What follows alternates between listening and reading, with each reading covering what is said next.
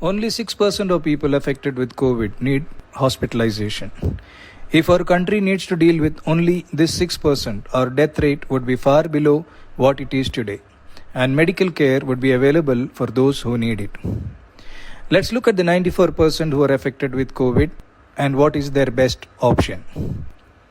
You are tested positive and you have either no symptoms or very mild symptoms, like a cold, cough, fever, body pains, weakness. This means that your immunity is working well against the virus and keeping it under control. And in a matter of 1 week to 10 days, all these symptoms will settle down.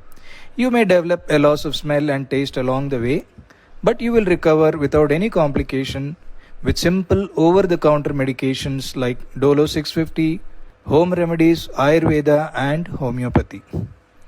Be in constant telephonic touch with your family doctor. Keep him informed on a daily basis.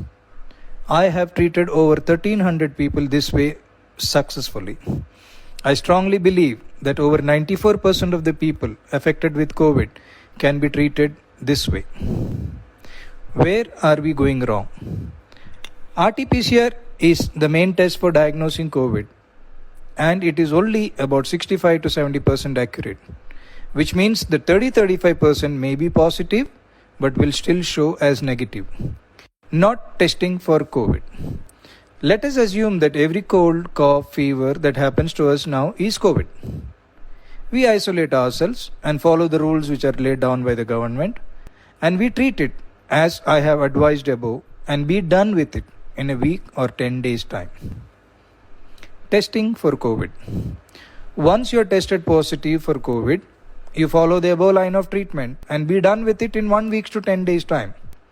But this is possible only in 10% of those who have tested positive. Let me explain what happens to the rest 90% who are tested positive. Panic. With the second wave hitting us hard and the fear surrounding it, the moment you are tested positive, all hell breaks loose. You are flooded with advice from relatives, friends, colleagues, each one telling you their experiences and all the gory details from the news and the social media, and you get scared. You hardly have any symptoms, but the moment you know you are positive and you hear all their advice, you start to panic. When you panic, your breathing pattern changes. You breathe shallow, and in doing so, you pull carbon dioxide in your lungs and you begin to feel breathless. You are told that the lungs are getting affected, but the fact is that your anxiety is what is causing your breathlessness. Now you are asked to do the following investigations: a D-dimer, a C-reactive protein, and a CT scan of the chest. A D-dimer. Elevated levels of D-dimer are associated with any inflammation and any disease activity. It is only when the levels are extremely high it indicates a clotting problem. C-reactive protein. A high level of C-reactive protein in the blood is a marker of any inflammation. It can be caused by a wide variety of conditions. Both the above tests are not specific for COVID. They are just supportive evidence of inflammation and infection.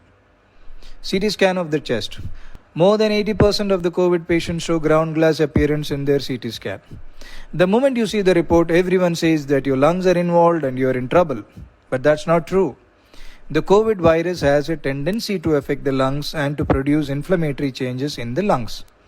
Ground glass opacity is not specific to COVID. It is seen in many inflammations and infections. These, in most cases, resolve on their own. Now your doctor starts you on an antiviral, Remdesivir, which the WHO says is not effective against COVID, then an antibiotic, and then a steroid is added to the prescription to be on the safe side. Remember, when you are in panic, your doctor who is treating you will also go into panic and ask you to get admitted. After all, he is human and he is answerable for you.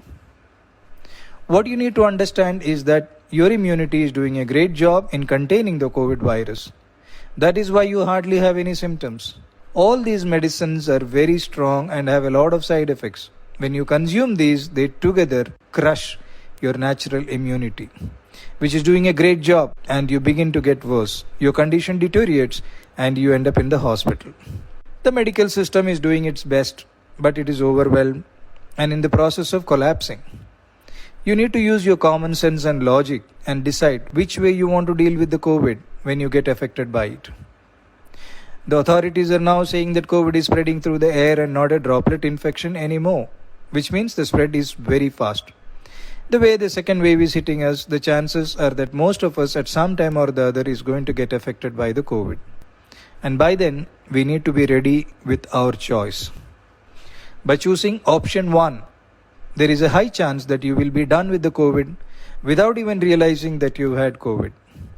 You will not invite panic and unnecessarily stress and hospitalization.